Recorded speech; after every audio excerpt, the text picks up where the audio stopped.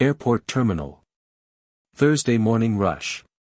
Naomi Bradford stands at gate 17, boarding pass trembling in her grip. The gate agent just ripped her first-class ticket in half. Security guards approach from both sides. Behind her, 200 passengers stare. Her phone buzzes. Emergency board meeting in Dallas starts in 3 hours. She owns the airline. Before we dive into what happens next, drop a comment and let us know where you're watching from. If you've ever felt judged before anyone even knew your name, hit that like button. Subscribe and turn on notifications because this story takes a turn nobody saw coming. Now, let's go back to where this all started. Naomi Bradford arrived at Phoenix Sky Harbor International Airport at 6:30 that morning, her navy suit pressed sharp enough to cut glass, pearl earrings catching the fluorescent light, leather briefcase in hand. She'd been CEO of SkyBridge Airlines for 6 years, built the company from a regional carrier into a national competitor, and today she needed to be in Dallas for the most important meeting of her career. A $3 billion merger hung in the balance, partners waiting, board members anxious, stock market watching. She'd purchased her first-class ticket on her personal credit card the night before, wanting to keep this trip off the company books, wanting to travel like any other passenger for once. Gate 17 hummed with the usual morning chaos when she approached. Families juggling strollers and coffee cups, business travelers hunched over laptops, the elderly moving carefully through the crowd. The gate agent, a blonde woman in her early 30s with bright red lipstick and a name tag reading Bethany, stood behind the counter scanning boarding passes with mechanical efficiency. Naomi stepped up, presented her mobile boarding pass showing seat 2A, first class, and watched Bethany's smile vanish the instant she looked up from the screen. Bethany's eyes traveled from the phone to Naomi's face, then back to the phone, her expression shifting into something Naomi recognized immediately because she'd seen it 1,000 times before. Doubt. Suspicion. The immediate assumption that something must be wrong. Bethany called over her supervisor without a word, a man in his late 50s with graying temples and eyes that narrowed the moment he saw Naomi standing there. Leonard, his name tag read. He and Bethany huddled together, whispering, glancing at Naomi repeatedly like she was a puzzle they couldn't solve or a problem they needed to contain. Leonard approached with a tight smile that never reached his eyes. "Ma'am, there's an issue with your ticket," he said, his tone already accusatory, already convinced of her guilt before any investigation. He claimed the ticket appeared fraudulent, said the system showed a different name, asked how she obtained it with the emphasis heavy on that last word. Naomi kept her voice level, explained she'd purchased it herself yesterday evening, pulled up the confirmation email on her phone, showed him the charge on her credit card statement. Leonard barely glanced at the evidence. "This ticket belongs to someone else. How did you obtain it?" The question landed like an accusation of theft, and Naomi felt the familiar heat rising in her chest, the anger she'd learned to swallow, the indignity she'd been trained to accept as the price of existing in spaces people assumed she didn't belong. Other passengers began to notice. Heads turned. Conversation stopped. A crowd formed, that peculiar human instinct to gather around conflict, to witness someone else's humiliation.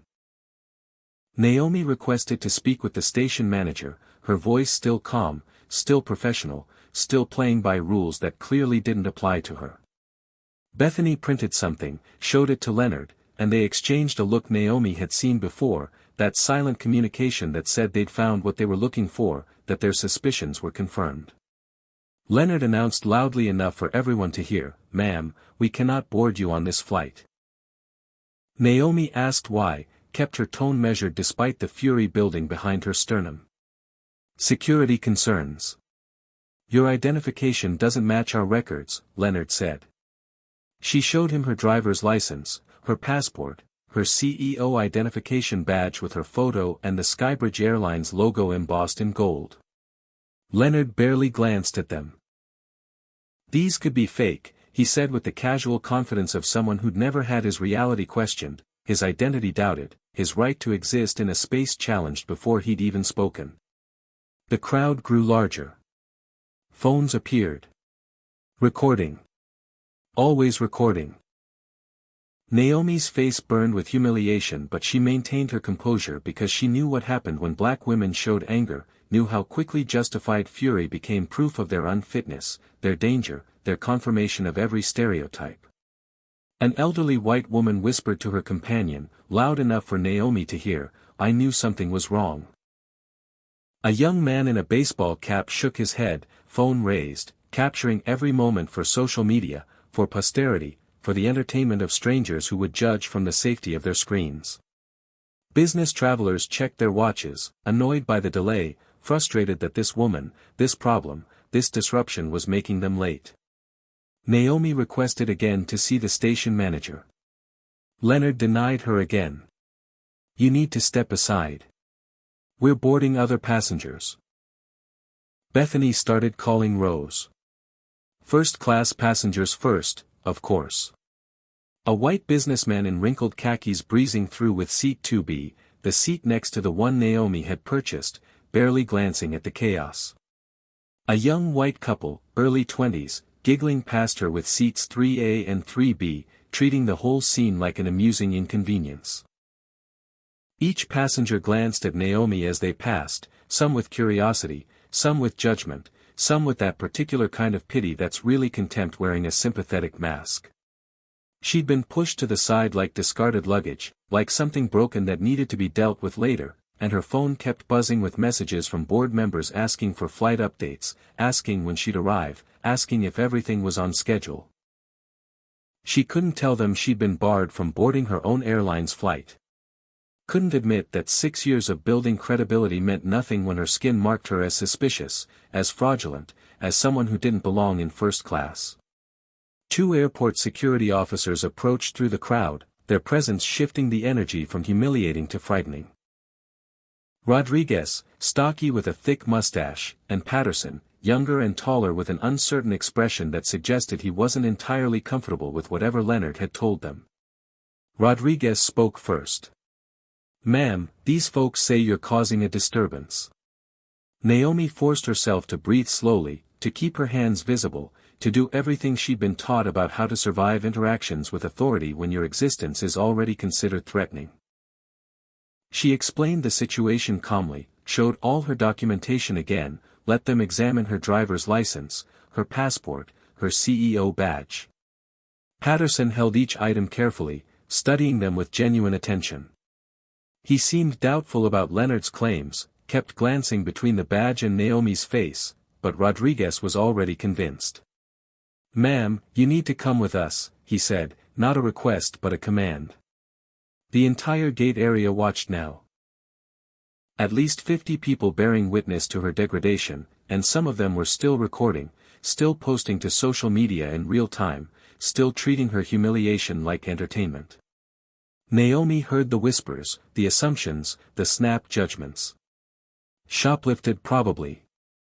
Fake tickets. Holding up the whole flight. One woman clutched her purse tighter as Naomi passed, an instinctive gesture of protection against a threat that existed only in her imagination. But there was a young black teenager watching too, maybe 15 or 16, and the look on his face broke something in Naomi's chest. He recognized the situation immediately, understood the dynamics, saw his own future reflected in her present. His mother pulled him closer in a protective gesture that said she recognized it too, that she'd lived it, that she was terrified he'd grow up to experience the same indignities. Naomi made eye contact with the boy and tried to smile reassuringly, tried to show him that dignity could survive humiliation, that you could stand tall even when the world tried to make you small. They led her to a small airport security office near the gate. Fluorescent lights harsh and unforgiving, plastic chairs bolted to the floor, metal desks scarred with years of use. Rodriguez demanded a full explanation, his posture aggressive, his tone suggesting he'd already decided she was guilty of something even if he hadn't figured out what yet. Naomi repeated everything. Purchased the ticket yesterday evening. CEO of SkyBridge Airlines. Need to be in Dallas for an emergency board meeting. Rodriguez laughed, actually laughed in her face. Sure you are. And I'm the president, he said, and Patterson shot him a look, uncomfortable now, clearly questioning the situation. "Sir, this looks legitimate," Patterson said, examining her CEO badge more carefully, noting the holographic security features, the weight of quality plastic, the professional printing. Rodriguez dismissed him. "Anyone can print a fake badge online."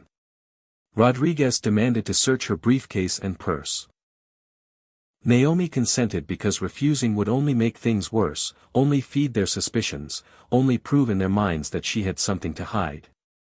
Her briefcase contained merger documents marked confidential across every page, financial projections showing SkyBridge's quarterly earnings, strategic plans for market expansion, and her personal business cards embossed with her name and title, Naomi Bradford, Chief Executive Officer. Patterson's expression shifted as he examined the documents. "Rodriguez, I think we should verify this," he said, but Rodriguez was dismissive, committed now to his initial assessment, unable or unwilling to consider he might be wrong. "Probably stole these from an office somewhere. You know how they operate." The implication hung in the air, ugly and unmistakable. Naomi's patience was wearing thin, but she knew anger played into stereotypes, knew any emotion beyond calm compliance would be used as evidence against her. She requested they call corporate headquarters, her voice still level, still professional, still playing a game with rules that kept changing. Through the office window, Flight 447 continued boarding. Leonard and Bethany visible at the gate, processing passengers with mechanical efficiency, their roles in this drama apparently concluded, their consciences apparently unburdened. Business class passengers flowed through. Economy passengers started boarding. Naomi watched her seat being taken, watched her flight preparing to depart without her, watched $3 billion in merger negotiations potentially collapsing because she couldn't be there in person to close the deal. Her phone kept buzzing. Board members growing concerned. Dallas partners growing impatient. The entire trajectory of her career, 6 years of building something meaningful, threatened by two gate agents who looked at her skin and decided she didn't belong. Patterson finally called SkyBridge corporate headquarters, navigating the automated directory system with growing frustration, trying several extensions, holding for what felt like hours while Rodriguez tapped his foot impatiently. "See? Fake company probably," Rodriguez said when the hold music stretched past 5 minutes. Naomi provided her executive assistant's direct number. Rodriguez refused to dial it. "Could be your accomplice," he said, as if she'd orchestrated some elaborate fraud ring complete with fake documents, fake badges, and fake phone numbers, all to steal a first-class seat on a regional flight. Patterson persisted, finally reached someone in human resources, a young woman who sounded nervous and uncertain. He put the call on speaker. The HR representative confirmed that yes, Naomi Bradford was their CEO, but Rodriguez remained skeptical, demanded a physical description, asked how they could verify this was actually her and not some imposter. The awkward pause that followed said everything. The HR representative clearly uncomfortable, trying not to mention race, trying to be diplomatic. She's professional, about 40. Another pause. "I've only seen photos on the company website." Rodriguez seized on this. "So you can't confirm this is actually her?" His tone triumphant, vindicated in his suspicions. Patterson pulled up SkyBridge's website on his phone, navigating to the company leadership page where Naomi's professional headshot appeared among the executive team. Same woman sitting in front of them. Same intelligent eyes, same controlled expression, same person whose identity they'd been questioning for the past 30 minutes. He showed Rodriguez the screen, compared the photo to Naomi's face, the resemblance undeniable. Rodriguez squinted at the image. Could be a relative. Could be photoshopped. His determination to disbelieve had passed rational skepticism and entered the realm of willful blindness. Naomi suggested calling her direct office line, extension 2001, but Rodriguez had an excuse ready. "And have your friend answer pretending to be your assistant?" Patterson was clearly uncomfortable now, recognizing the absurdity, seeing the pattern of his partner's refusal to accept any evidence that contradicted his initial judgment. "Sir, the evidence is pretty strong," he said carefully, but Rodriguez shut him down. "I've seen elaborate cons before. We're holding her." Through the window, Flight 447 pushed back from the gate. Naomi watched helplessly as the plane began its taxi toward the runway, carrying her seat, her opportunity, her carefully laid plans for a merger that could transform SkyBridge into a truly national carrier. The board meeting started in 2 hours and 15 minutes. No other flights would arrive in time. 6 years of work potentially evaporating because 2 gate agents decided she looked suspicious. Her phone rang. Fitzgerald, one of the more skeptical board members, his voice sharp with annoyance. "Naomi, where are you? The Dallas partners are getting nervous." She couldn't explain, couldn't admit what was happening, the humiliation too complete. "Travel complications. I'll join via video conference." Fitzgerald's frustration was palpable. This needed in-person presence. The partners are already concerned about leadership stability. The implication clear. Her absence would be interpreted as weakness, as inability to handle pressure, as confirmation of doubt some board members had never quite abandoned. Patterson was reviewing security footage from the gate area, scrubbing through recordings from the past few hours. The footage showed Leonard and Bethany's interaction with Naomi, their body language immediately defensive and suspicious, their demeanor cold and accusatory from the first moment. He scrubbed back further, found footage from 30 minutes earlier showing a white businessman with a wrinkled, obviously problematic ticket approaching the same gate. Leonard resolved the issue in under 2 minutes, smiling, helpful, friendly, treating the passenger like someone who deserved benefit of the doubt. Patterson showed Rodriguez the comparison, the contrast impossible to ignore. "Look at the difference in treatment," he said, but Rodriguez just shrugged. Different situations, he claimed, though anyone watching could see the only difference was the passenger's race. Naomi spoke quietly, each word measured. "The only difference is the color of my skin." Rodriguez bristled, defensive now, recognizing the accusation. "That's not what this is about. We have protocols."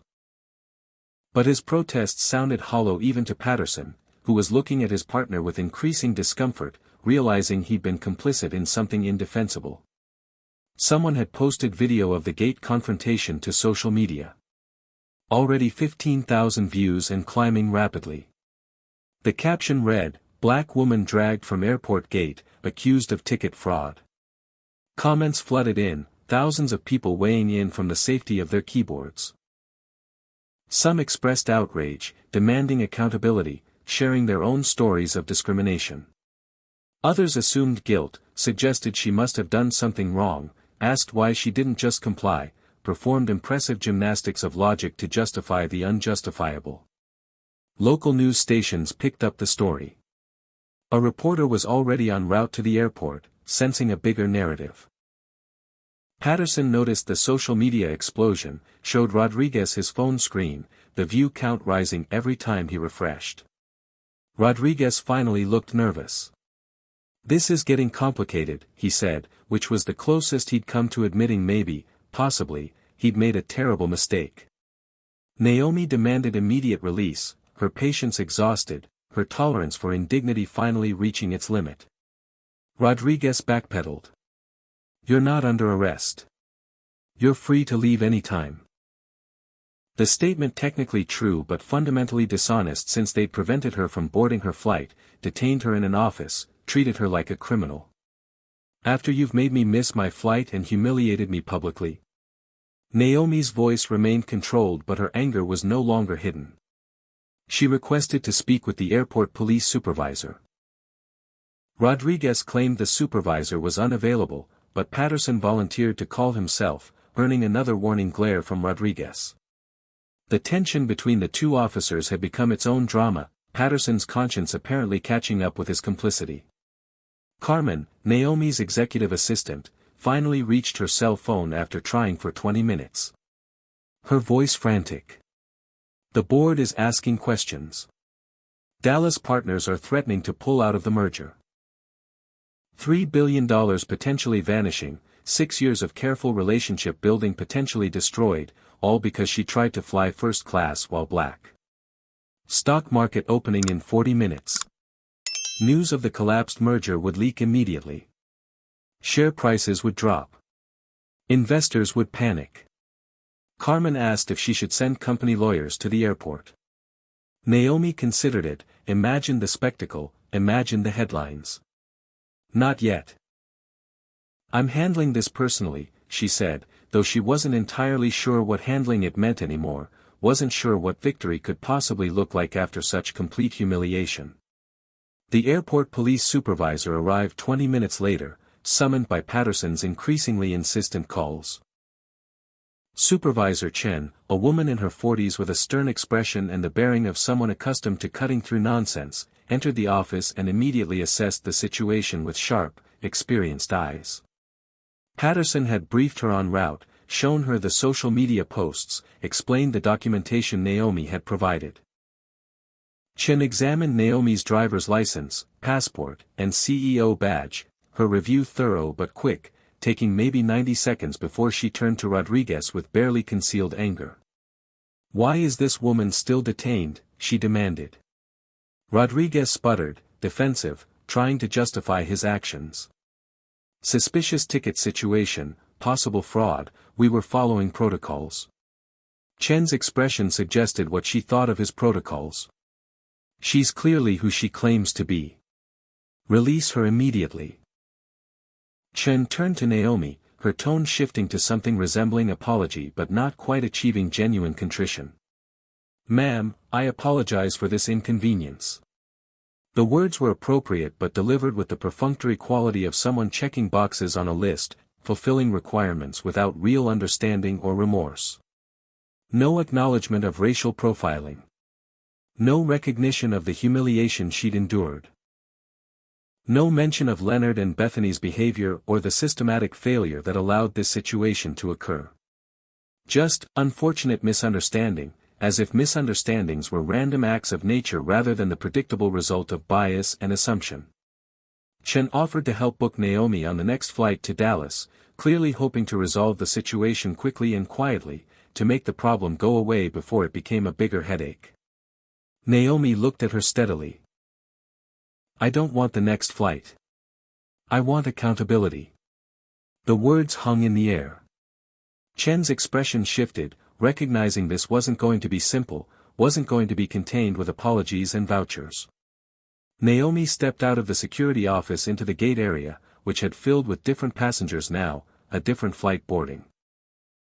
She spotted Leonard at an adjacent gate, processing travelers like nothing had happened, his conscience apparently undisturbed by the chaos he'd created. Bethany stood at the customer service desk laughing with a coworker, her demeanor light and carefree, completely unburdened by her role in denying Naomi her dignity. Neither showed any concern about what they'd triggered, any awareness that their actions had consequences, any recognition that they'd humiliated a human being for no reason except their own biases. Naomi approached the customer service desk directly. She requested a private office immediately, her voice carrying the authority she'd been forced to suppress for the past hour. The customer service manager, a nervous woman in her mid-30s named Dana, appeared within minutes, clearly aware of the social media firestorm, clearly concerned about the optics, clearly hoping to smooth things over before they got worse. She offered coffee, apologies, reassurances, all the reflexive gestures of corporate damage control. Naomi declined the pleasantries. "I need Leonard and Bethany brought here now." Dana hesitated. They were working active gates. The station was short-staffed. The morning rush was hitting its peak. All the usual excuses that prioritized operational convenience over human dignity. Naomi's voice went cold, the full weight of her authority finally unleashed. "I'm not asking. Get them here in 5 minutes." Dana made several calls, her anxiety visible, her hands shaking slightly as she dialed. She kept glancing at Naomi, trying to assess the situation, trying to understand who exactly she was dealing with. She asked what Naomi planned to do, fishing for information, hoping to prepare, hoping to mitigate whatever was coming. Naomi's response was simple. That depends on what they have to say for themselves. While they waited, Naomi called Carmen and instructed her to pull complete employment files on Leonard Barnes and Bethany Morrison. Carmen was already ahead of her, having anticipated the request. Already compiling. Should have everything in 10 minutes. Naomi also requested passenger complaint histories for both employees, cross-referenced with demographic data. She instructed Carmen to conference in SkyBridge's legal team, to prepare for a level of scrutiny these employees had probably never experienced. Dana overheard enough of the conversation to realize who Naomi actually was, and the color drained from her face. Now here's where I need to know something. If you've ever been judged before you opened your mouth, before anyone knew your qualifications, your achievements, your worth, comment number 1 right now. If you think Naomi should have just accepted the apology and moved on, or if you believe she has every right to demand accountability, drop that in the comments. Hit the like button if you're ready to see what happens when people realize exactly who they've been dismissing. Subscribe because what comes next is going to change everything. So what do you think Leonard and Bethany are going to say when they're finally forced to face the woman they humiliated? Are they going to apologize, or are they going to double down? Let's find out. Leonard entered the office first, visibly annoyed at being pulled from his gate during the morning rush, his body language radiating irritation and entitlement.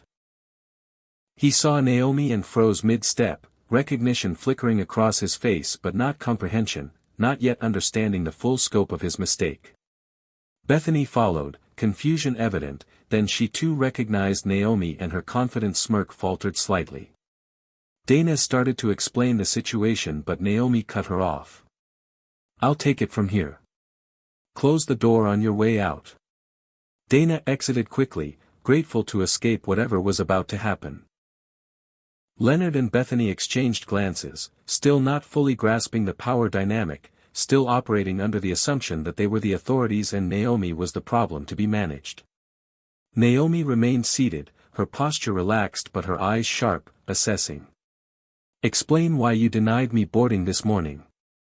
Leonard responded with practiced confidence. Your ticket had irregularities. Standard security protocol. Naomi pressed. What irregularities specifically? Bethany jumped in. The system flagged it as suspicious. Naomi leaned forward slightly. Show me the system alert. I want to see the exact message that triggered your concern. A long pause. Neither moved. Neither spoke. The silence stretched uncomfortably until Leonard finally said, It's in our internal system. We can't access it from here. Naomi let the excuse hang in the air, let them hear how hollow it sounded. Convenient. She continued her questioning, methodical now, building her case. How many tickets did you flag today? Bethany hesitated. I don't remember exactly. Naomi waited. Approximately. 5. 10. 20. Leonard answered for her. Maybe 3 or 4 total. Naomi's next question landed like a hammer. And how many of those passengers were black? Silence. Heavy and damning. The kind of silence that speaks louder than any confession. Bethany tried to recover. I don't pay attention to race. I just follow protocols. Naomi's voice remained calm but carried an edge now. I watched you board the entire first-class cabin. Every single passenger passed through except me. Want to explain that pattern? Naomi revealed she'd already pulled their complaint histories during the detention. Leonard's file showed 17 passenger complaints in 18 months. 14 involved passengers of color. Bethany's record was worse, 23 complaints in 2 years, 19 involving passengers of color. Both exceeded the company average by over 300%. Multiple accusations of racial profiling, selective enforcement, discriminatory treatment. All dismissed as misunderstandings by local management. All swept under the rug, buried in files, ignored until patterns became undeniable. Leonard attempted defense. Those complaints were investigated and cleared. Naomi didn't raise her voice. By whom? Your direct supervisor, who also has a history of dismissing discrimination complaints. Bethany shifted to defensive anger. We were doing our jobs. Security is important post 9/11. We have to be vigilant. Naomi's eyes never left them. Security, or selective enforcement based on skin color? Leonard's frustration finally broke through. Who are you to question us? You caused a scene at the gate, refused to cooperate, and now you're harassing employees for doing their jobs. Naomi reached into her briefcase, pulled out a business card, slid it across the desk. Heavy cardstock, embossed lettering. Naomi Bradford, Chief Executive Officer, SkyBridge Airlines. She watched the blood drain from their faces. Bethany stammered first. That's not. Her sentence died unfinished. Leonard grabbed the card, examined it like it might be another fake, but his hands were shaking now. Anyone can print a business card. His voice lacked conviction. Naomi pulled out her phone, called Carmen on speaker. Carmen, I have Leonard Barnes and Bethany Morrison here with me. Pull up their employment records, please. Carmen's voice filled the small office, professional and precise. Already have them open, Ms. Bradford. Leonard Barnes, gate agent, hired March 2019, employee number 74216. 17 formal complaints on record, currently flagged for review. Bethany Morrison, gate agent, hired January 2018, employee number 68932. 23 formal complaints, 2 previous written warnings for conduct violations. Naomi thanked Carmen and asked her to stay on the line. She turned back to Leonard and Bethany. Still think I'm impersonating someone? The excuses started flowing then, desperate and panicked. Bethany's tears formed, genuine fear replacing her earlier confidence. We didn't know who you were. We were just being careful about security. Leonard tried a different angle.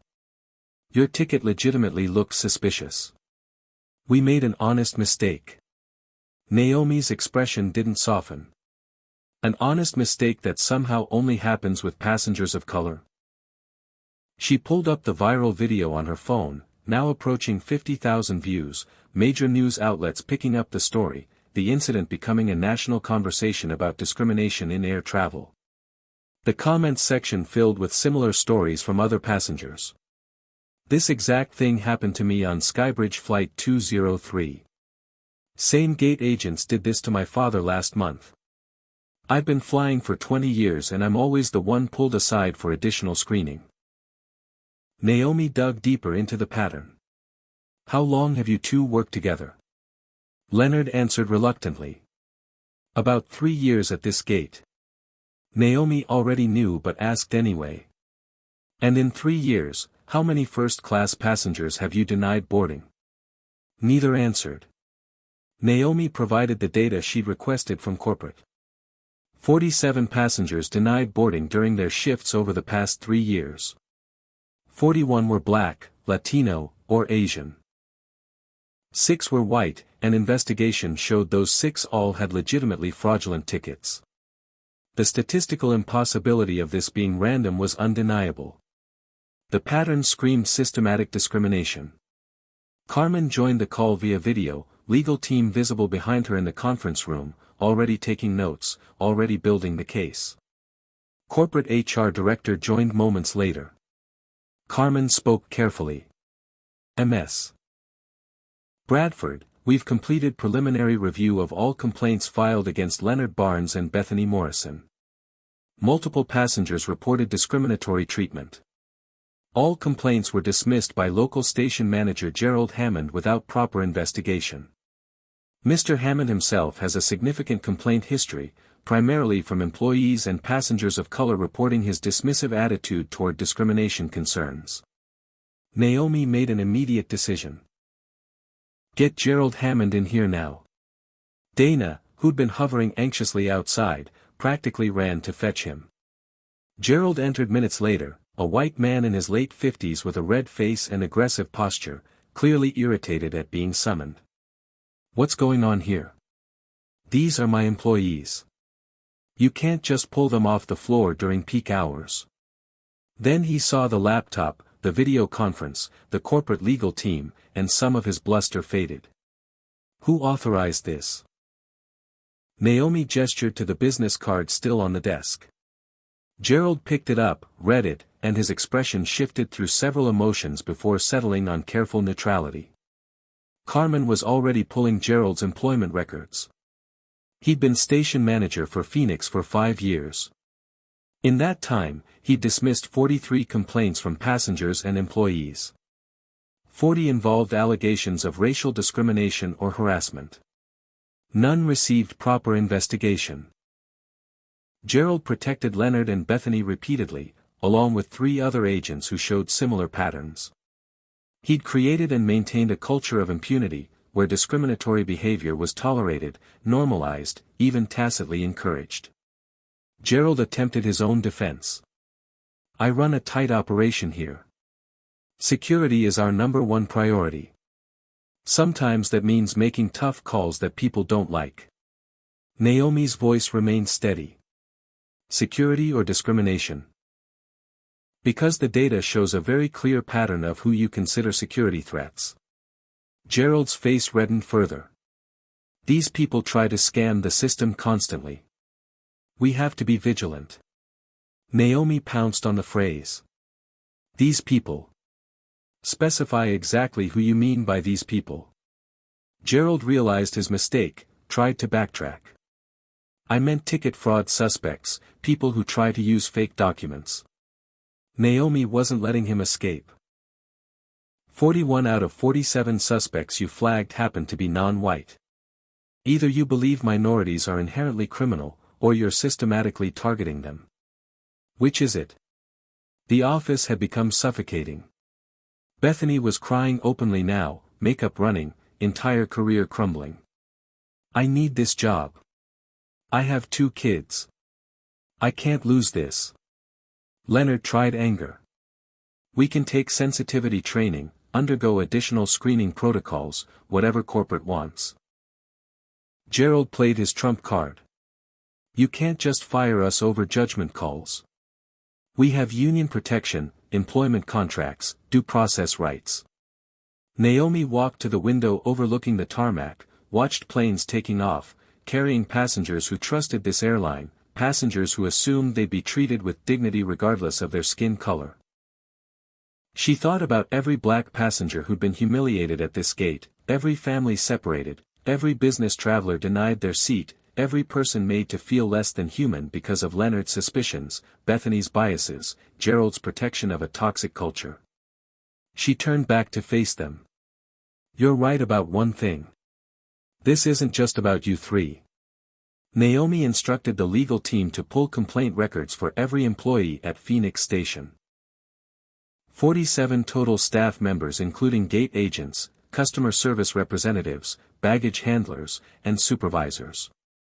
The analysis took 3 hours, legal team working through lunch, cross-referencing complaints with passenger demographics, looking for patterns in the data.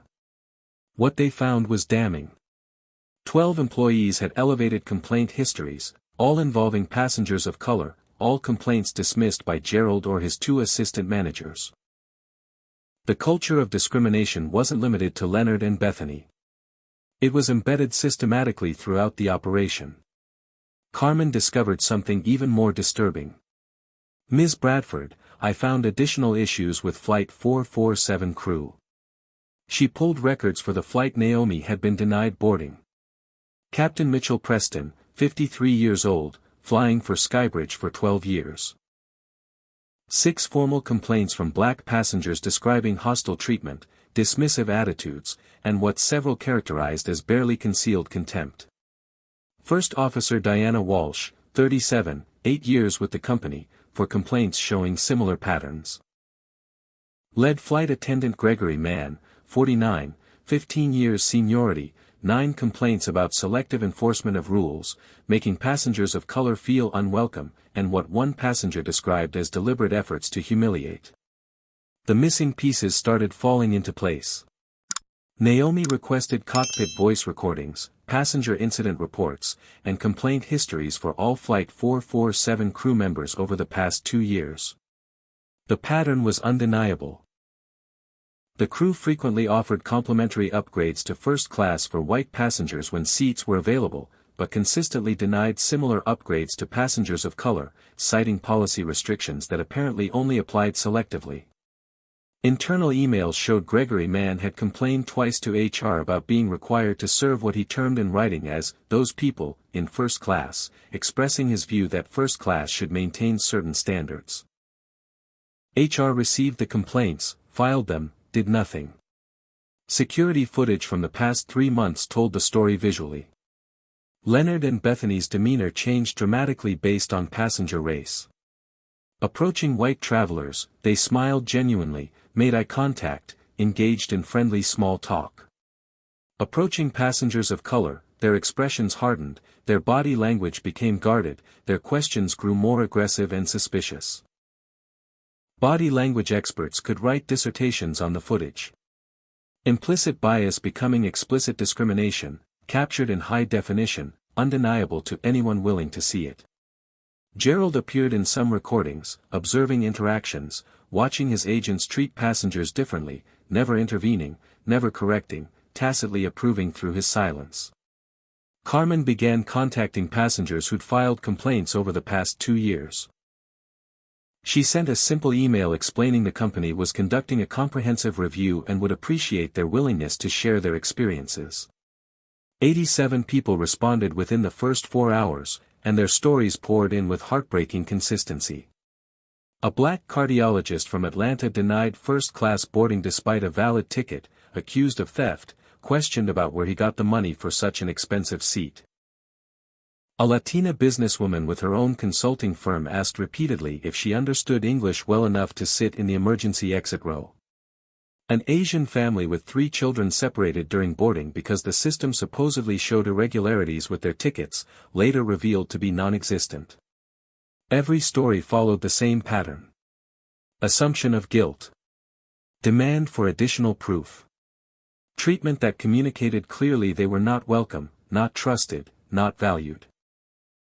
All incidents occurred at Phoenix Station under Gerald's management. The legal team calculated potential liability. 87 passengers with viable discrimination claims. Each seeking damages for humiliation, emotional distress, and civil rights violations. Conservative settlement estimates ranged from $20 to $40 million. Reputational damage was incalculable. Stock price had already dropped 12% since the video went viral. Investors were demanding explanations. Board members called every 15 minutes. The crisis was metastasizing beyond a single incident into an existential threat to the company Naomi had spent 6 years building. The union complicated everything. Marcus Donnelly, the regional union representative, arrived late afternoon, aggressive and protective of his members, threatening formal grievances if anyone was terminated without following due process protocols. Naomi had expected union involvement and was prepared. They'll receive full due process. We're starting formal disciplinary hearings immediately. Union contracts required investigation and opportunity for employees to defend themselves, but they didn't prevent termination when evidence was overwhelming. Donnelly reviewed the complaint files, watched the security footage, read the passenger statements. His bluster diminished. He knew these cases were indefensible, but he had to go through the motions, had to be seen protecting his members even when they were clearly guilty. The media firestorm intensified. News crews camped outside Phoenix Sky Harbor, demanding statements, interviewing passengers, building the story beyond Naomi's individual experience into a broader investigation of discrimination in aviation. The original video had been viewed over 2 million times. The hashtag SkyBridge discrimination was trending nationally. Celebrities shared their own stories of similar treatment. Competitors circled opportunistically, offering refunds to any SkyBridge customer who wanted to switch airlines, using the scandal to poach market share. The crisis had spiraled far beyond what could be contained with apologies and internal discipline. The board called an emergency meeting via video conference, all 12 members demanding Naomi's immediate plan to control the damage. Some board members suggested the corporate approach of quiet settlements, minimal publicity, moving on quickly. Naomi refused categorically. This isn't about damage control. This is about fundamental transformation. She proposed comprehensive review of all 23 SkyBridge stations nationwide, examining complaint patterns, investigating local management, rooting out systematic discrimination wherever it existed. Mandatory anti-bias training was insufficient, a band-aid on a compound fracture. The company needed systematic change, cultural transformation, accountability mechanisms that actually worked. Some board members resisted immediately. Too expensive. Too disruptive. We'll lose operational efficiency during the transition. They were more concerned with quarterly earnings than human dignity. The personal cost kept mounting. The Dallas merger partners called that afternoon. The deal was likely dead, they said. Spooked by the discrimination scandal. Uncertain about leadership stability. Questioning whether SkyBridge had the organizational culture to integrate successfully with their operations. $3 billion in value evaporating. 6 years of relationship building destroyed. Everything Naomi had worked for threatened by the biases of a handful of employees and the willful blindness of managers who should have stopped them years ago. Gerald actually smirked slightly, thinking the chaos would protect him, thinking the company couldn't afford more disruption, thinking his job was safe because firing him would add to the instability. He was catastrophically wrong.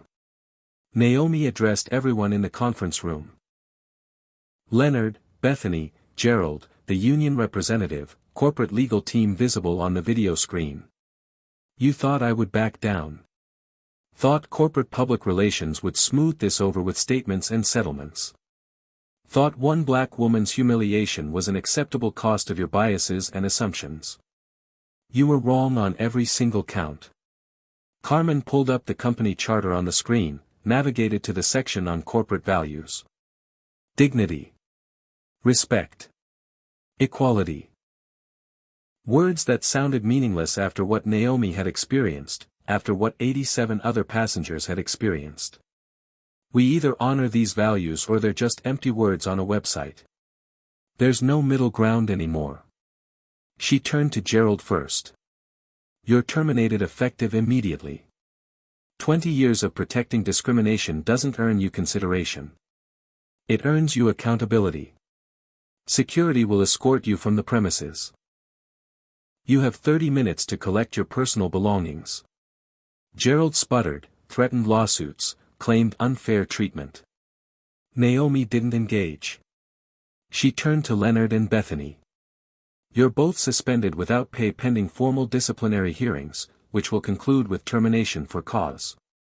Consider this courtesy notice so you can prepare whatever defense you think might help. The union representative objected, cited contract language, threatened grievances. Naomi's response was measured.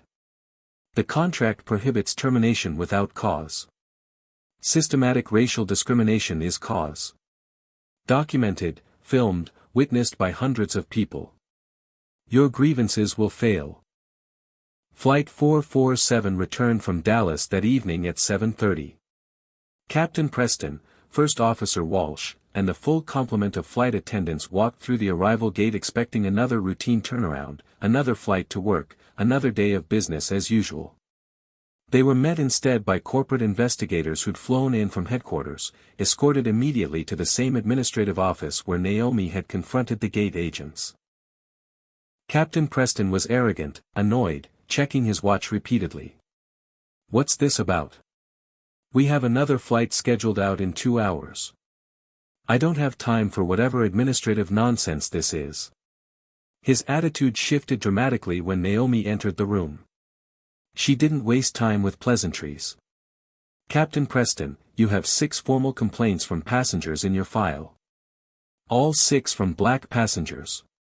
Want to explain that pattern? Preston's initial response was dismissive. Every captain accumulates complaints. Passengers are unreasonable. They don't understand aviation safety requirements. They complain when we enforce rules. Naomi pressed. 6 complaints in 12 years. All involving black passengers reporting hostile treatment, dismissive attitudes, and what several described as thinly veiled contempt. That's not random chance. That's a pattern. First Officer Walsh remained quiet, clearly nervous, her eyes darting between Naomi and Preston. Lead Flight Attendant Gregory Mann was defensive from the start. People file complaints about everything nowadays. Someone doesn't get their preferred meal choice and suddenly it's a federal case. The legal team presented detailed complaint files, reading excerpts aloud. Black passenger removed from first class for alleged aggressive behavior when he questioned why his drink order was repeatedly ignored while white passengers were served promptly. Latino family accused of not understanding safety instructions despite responding appropriately in English, causing a 15-minute delay while crew insisted on moving them to different seats. Asian businessman told his English wasn't clear enough to understand meal options, offered only the vegetarian choice without asking his preference. Pattern after pattern of hostility disguised as safety concerns, of discrimination dressed up as policy enforcement, of making passengers feel unwelcome in the space they'd paid to occupy. Gregory exploded. The mask he'd maintained throughout his career finally cracking under pressure. I'm tired of catering to people who don't belong in first class. The room went completely silent. He realized what he'd said, how it sounded, tried desperately to backtrack. I meant people who are rude, who don't appreciate the service standards we maintain, not. But it was too late. The words were recorded. Witnesses filled the room. The truth he'd hidden behind professional courtesy and policy justifications was finally exposed in its ugly, undeniable reality. Captain Preston tried damage control. Gregory, shut your mouth right now. But damage was done. The discrimination they'd all participated in or witnessed silently had been named explicitly. Naomi's voice cut through the chaos. You're all grounded effective immediately. Captain Preston's arrogance returned. You can't ground an entire crew. We have routes to fly, schedules to maintain, passengers depending on us. Naomi didn't blink. Already reassigned to other crews. You're suspended pending full investigation. Gregory tried playing the victim. This is retaliation. That woman caused a scene at the gate this morning. We're being punished because she didn't like how she was treated. Naomi leaned forward slightly. That woman is your CEO. The person who signs your paychecks. The person responsible for this entire operation. And you're done. Security entered on cue, escorted them out while they protested, while they threatened, while they claimed unfair treatment with absolutely no sense of irony. The investigation expanded to encompass all 47 Phoenix Station employees. Over the next 48 hours, investigators conducted individual interviews, reviewed complaint histories, examined security footage, analyzed patterns in passenger treatment. What emerged was a culture where casual racism had been normalized over years of unchecked behavior. Break room conversations recorded on audio surveillance included references to those passengers, said with particular emphasis. A betting pool existed on which passengers would cause problems, with targeting heavily skewed toward people of color. Text messages between employees used coded language that wasn't actually coded at all. The discrimination was systematic, embedded, accepted as normal by people who'd never faced consequences. After due process, after hearings, after opportunities for employees to defend themselves, the findings were conclusive and undeniable. 12 employees terminated for documented discrimination. Gerald, Leonard, Bethany, Captain Preston, First Officer Walsh, Gregory Mann, and 6 other gate agents and flight attendants whose complaint histories and documented behavior showed clear patterns. 19 others received formal discipline ranging from written warnings to suspensions, all required to complete comprehensive training before returning to duty. Phoenix Station leadership was completely replaced. Tamara Williams, a black woman with 15 years aviation management experience and an impeccable record, was appointed new station manager. She recruited a diverse team, deliberately seeking people who'd bring different perspectives and experiences to the operation. The union filed grievances for all 12 terminations. Arbitration hearings were scheduled. Naomi reviewed the evidence with the legal team and felt confident. Documentation was overwhelming. Security footage undeniable. Passenger testimony consistent and credible. The union privately advised members their cases were essentially unwinnable, but they had to pursue the process. Several employees sued independently, claiming wrongful termination, age discrimination, retaliation. Legal team was prepared for protracted battles but certain of eventual victory. Corporate-wide policy changes followed immediately. All discrimination complaints would now be reviewed by corporate human resources, bypassing local management entirely to prevent the kind of protective burial Gerald had practiced. Third-party auditing firm hired to review complaint patterns quarterly, identifying problematic trends before they became systematic. Mandatory implicit bias training was insufficient on its own, so accountability metrics were added to performance evaluations. Managers would be assessed partly on their handling of diversity issues, on complaint patterns in their operations, on the demographic diversity of their teams. Diversity hiring goals established for all management positions. A passenger advisory board was created to review policies from the perspective of those actually affected by them. The financial fallout was severe in the short term. Stock price dropped 12% in the 3 days following the scandal. The Dallas merger officially died when partners formally withdrew. Estimated losses from the collapsed deal approached $500 million when accounting for projected synergies and market position. Short-term pain was significant. Competitors mocked SkyBridge publicly, ran advertisements subtly highlighting their own supposed commitment to equality. But something unexpected happened. Some passengers, some companies, some organizations vocally supported the changes. Bookings from conscious consumers actually increased. Corporate clients looking to demonstrate their own commitment to equity chose SkyBridge deliberately. The long-term opportunity began emerging from the crisis. Naomi received thousands of emails and letters from passengers over the following weeks. Stories of discrimination on airlines nationwide, on SkyBridge and competitors alike. Thanks for taking a stand, for risking her career for principle, for showing that accountability was possible. Some hate mail arrived too, racist threats and ugliness that reminded her why this fight mattered. The board remained split.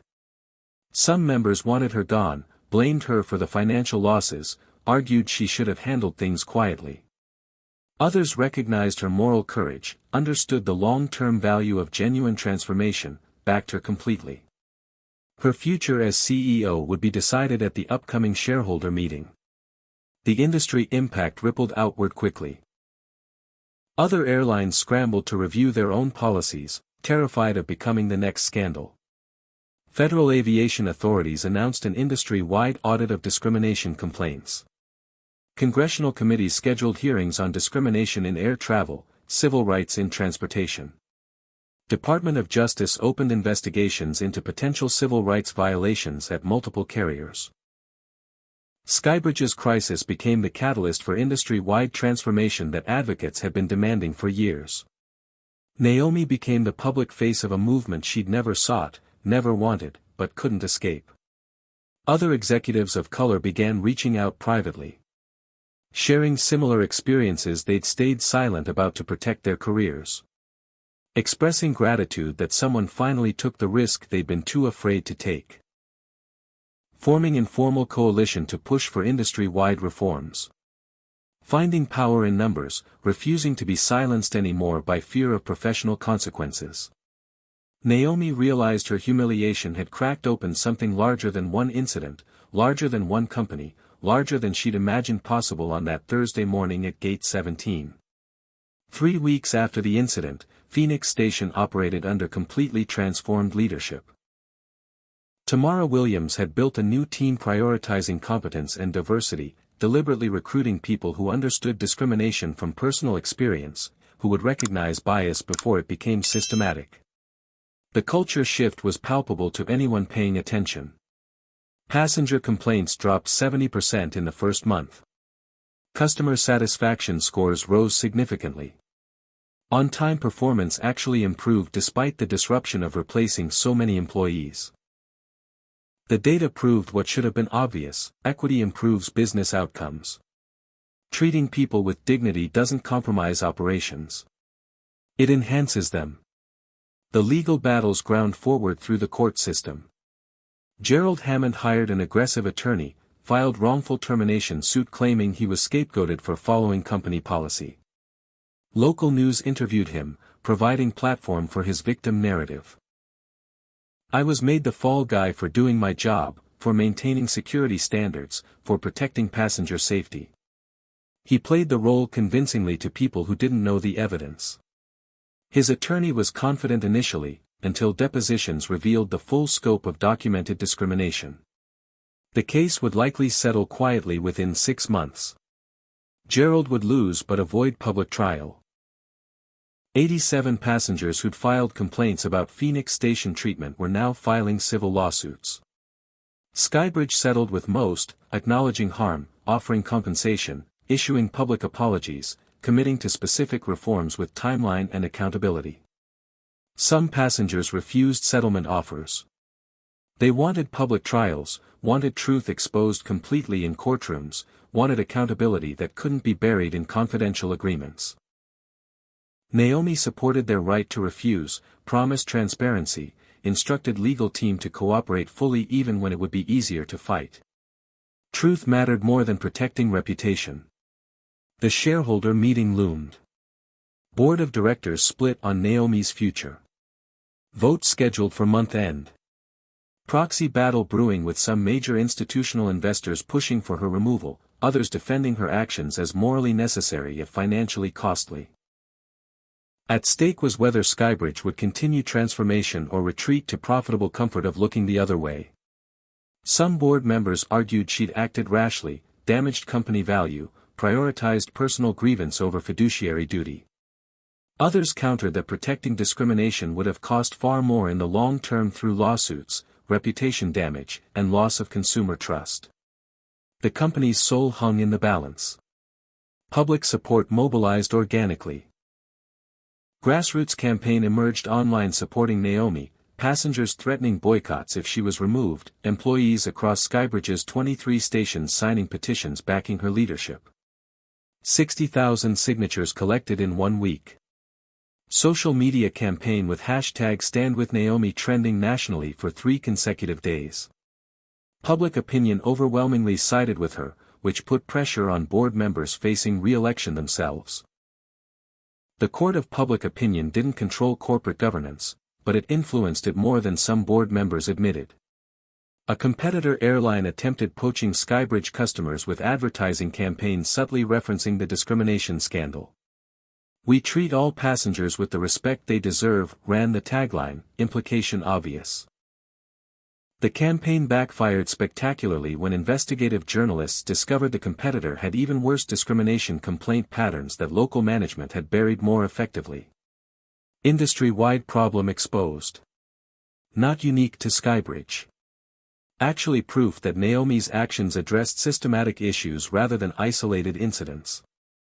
Other airlines now faced similar scrutiny, similar pressure, similar demands for accountability. The competitor withdrew their advertising campaign within 5 days. House Transportation Committee summoned Naomi to testify at congressional hearing on discrimination in aviation. Opportunity to advocate for industry-wide reform, to push for regulatory changes, to transform her personal experience into policy recommendations. Some board members opposed her testifying, feared more negative exposure, wanted to move past the scandal quietly.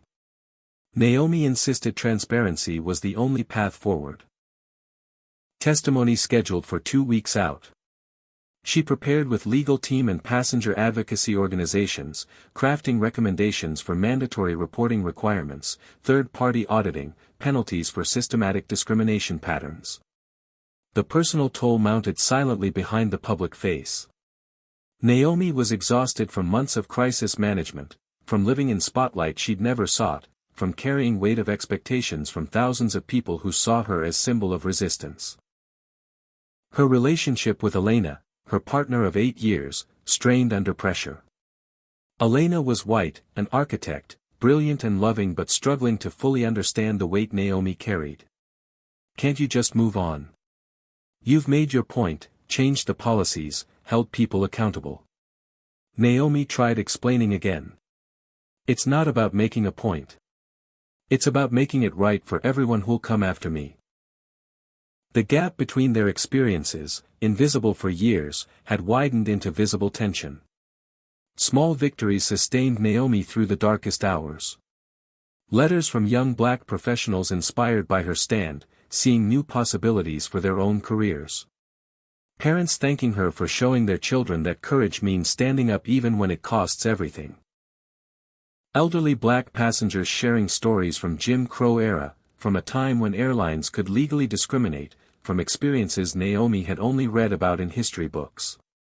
"Never thought I'd see this kind of accountability in my lifetime," wrote one 78-year-old man who'd been removed from a flight in 1963 for sitting in the wrong section. These moments reminded her why the fight mattered beyond corporate politics, beyond quarterly earnings, beyond her personal career.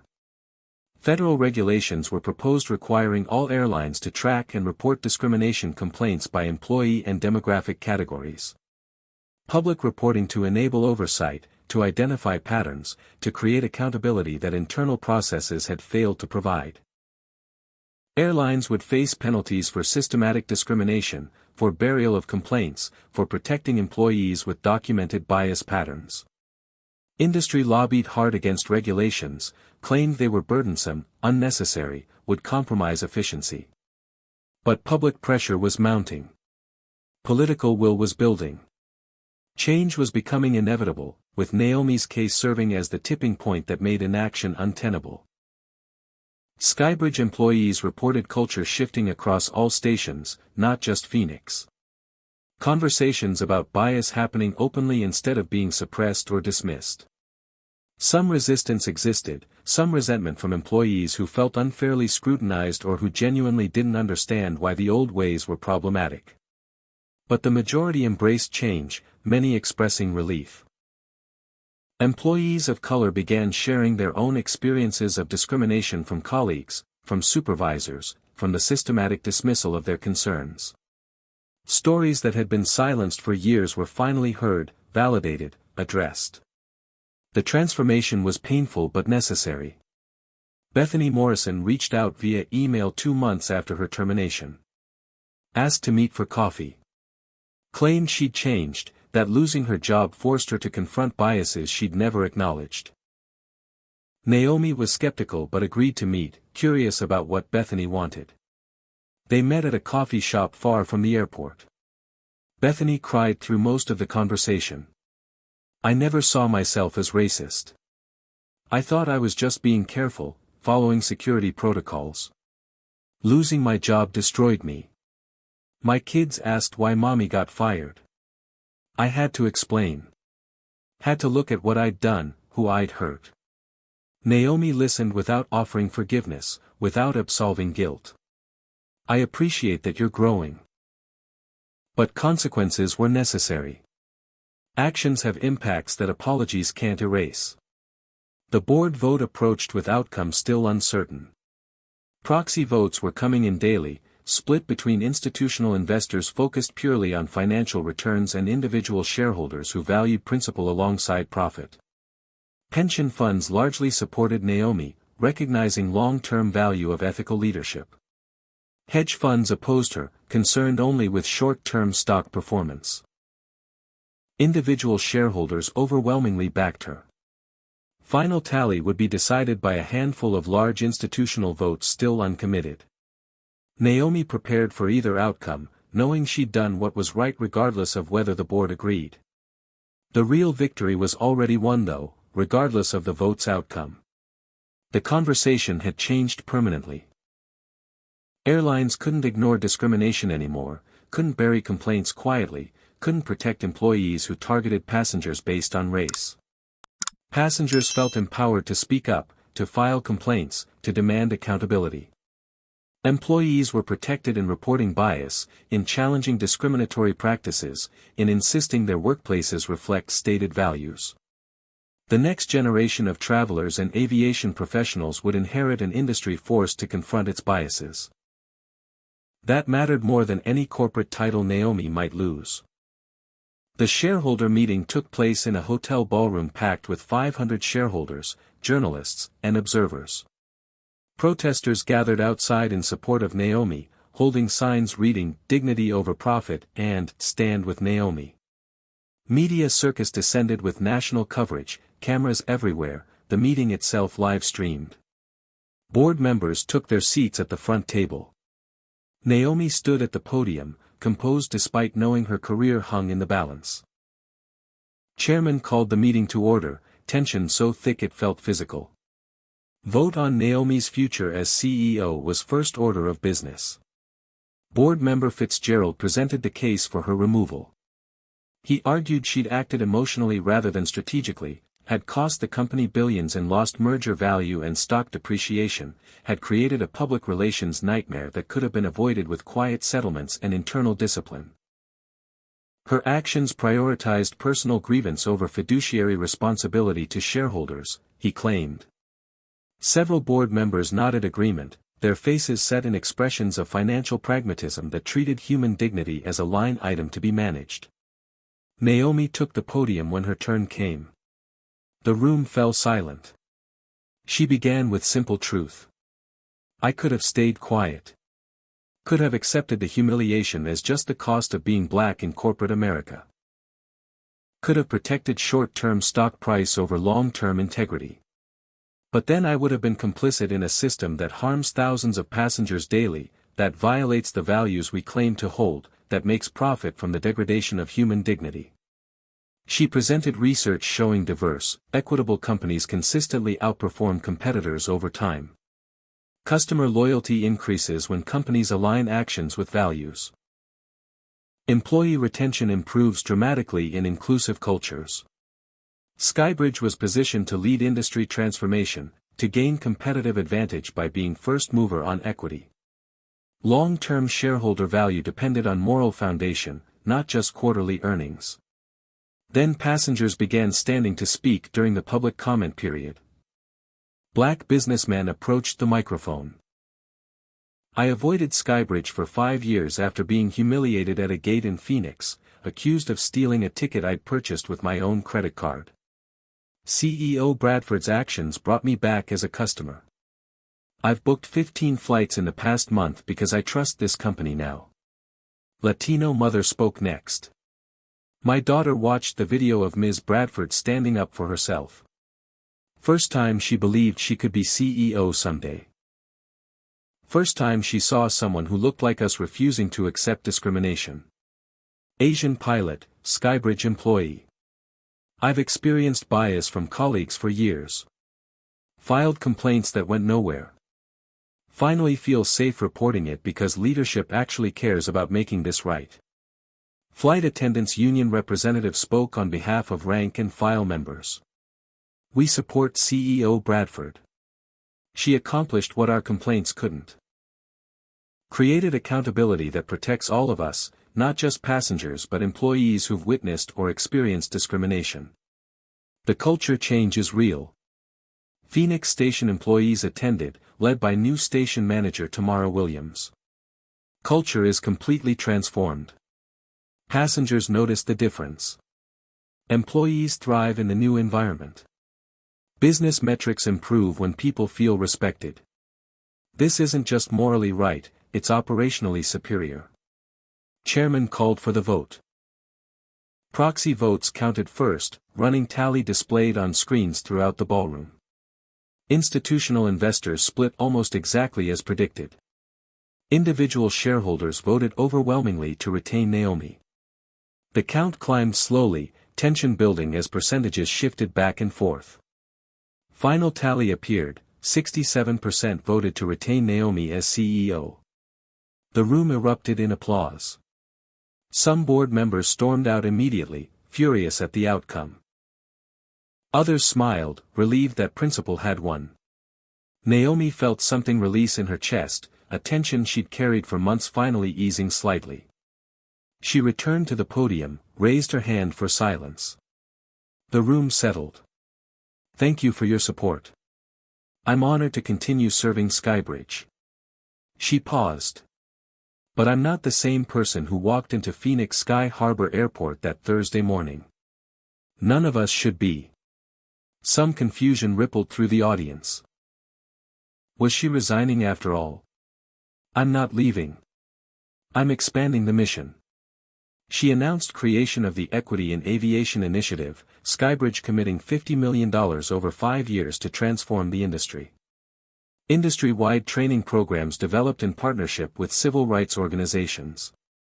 Bias research to understand systematic patterns. Policy reform recommendations for regulatory agencies. Working with NAACP, passenger advocacy groups, academic researchers. Goal was transforming the entire industry, not just one company. Some shareholders groaned audibly at the expense. Others applauded the vision. Industry response came quickly. Within a week, 3 competitor CEOs issued statements committing to similar programs at their airlines, forced by public pressure and recognition that resistance was no longer tenable. The domino effect Naomi had hoped for was beginning. Federal regulations gained momentum. Transportation Secretary announced a task force on aviation equity, invited Naomi to lead the industry advisory board, recognizing her unique position to drive change from inside the system. After the meeting ended, Naomi found Elena waiting in the corridor outside the ballroom. Her partner's eyes were red from crying. "I'm sorry I didn't understand the weight you were carrying. I'm listening now, really listening. I want to be better, to support you better, to understand my own privilege and how it's blinded me." They embraced, the relationship healing through honesty and willingness to bridge gaps that had always existed but had never been named. Not a perfect resolution, but a real one. A commitment to keep trying, keep learning, keep growing together. 1 week later, Naomi booked a flight from Phoenix to Dallas. Same route. Same time of day. Different reality. She arrived at Gate 17 where Tamara Williams was personally working that morning. "Welcome aboard, Ms. Bradford. We've been expecting you. First class seat waiting. No questions. No suspicion. No drama. Just the simple dignity every passenger deserves, the basic respect that should never have been revolutionary." Naomi settled into seat 2A, the seat she'd been denied 3 months earlier. Captain's voice came over the intercom, a woman's voice. Captain Johnson introduced herself and her crew, thanked passengers for choosing SkyBridge. Flight attendants were a visibly diverse team, professional and warm, treating every passenger with genuine care. Naomi noticed a black teenager boarding with his mother, maybe 16 years old. He saw her and his eyes widened with recognition from news coverage. She smiled and waved. He waved back, his expression a mix of excitement and something deeper. Hope maybe. Possibility. The sense that someone like him could belong in spaces he'd been taught to question. His mother noticed the exchange and nodded at Naomi with gratitude that needed no words. The plane touched down in Dallas smoothly 2 hours later. Naomi reflected on the journey from humiliation to transformation, from that moment of degradation to this moment of vindication. She thought about every passenger who'd faced discrimination silently, carrying their humiliation alone. Every employee who'd witnessed bias and stayed quiet to protect their job. Every executive who'd chosen comfort over courage, profit over principle. She hadn't asked for this fight. Hadn't wanted the spotlight or the scrutiny or the weight of representing something larger than herself.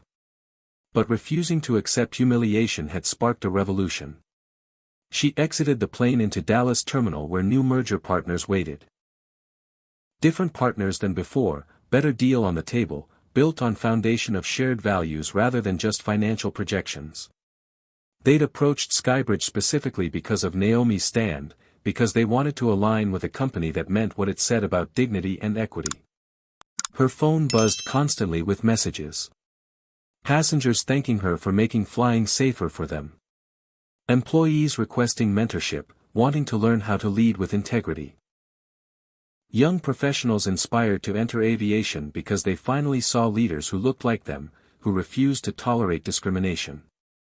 She'd changed more than company policy or industry regulations.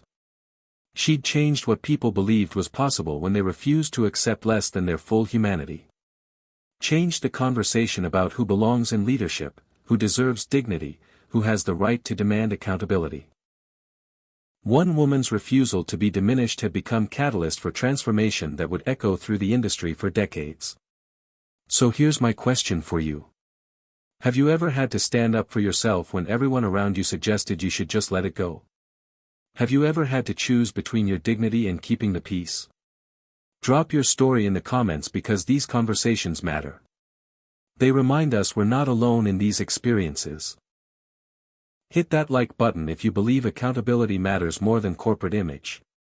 Subscribe and share this story with someone who needs to hear it, someone who's been made to feel small, someone who's been told to accept less than they deserve. Share it because every time we tell these stories, we make it a little bit easier for the next person to stand up, to speak out, to refuse to be diminished. Thank you for watching, for listening, for caring enough about dignity and equity to stick with this story to the end. I hope you carry Naomi's courage with you into your own life, into your own moments of choice between comfort and principle. And I hope you remember that sometimes the cost of speaking up feels unbearable, but the cost of silence is everyone's humanity. Stay strong, stay principled, and never let anyone convince you that demanding dignity is asking for too much. This story reveals profound truths about systemic discrimination and the courage required to challenge it. First, bias doesn't always announce itself with overt hatred.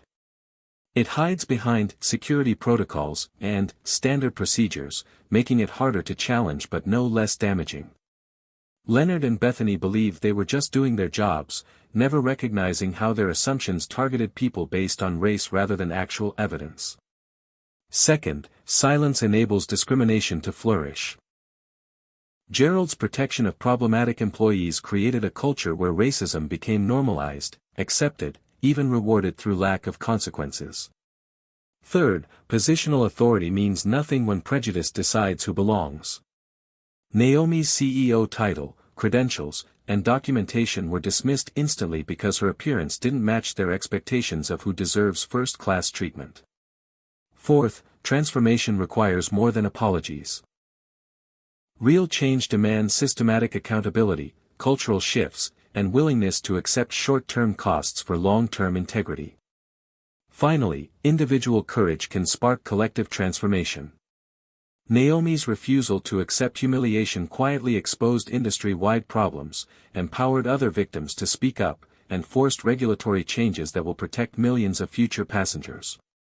Her story proves that standing up for dignity isn't just personally vindicating but socially transformative. Sometimes one person's refusal to stay silent becomes the catalyst that changes everything for everyone who follows. Has racial profiling ever made you question whether you truly belong somewhere you had every right to be? Have you witnessed discrimination but stayed silent because speaking up felt too risky? Share your experience in the comments because your story matters and others need to know they're not alone.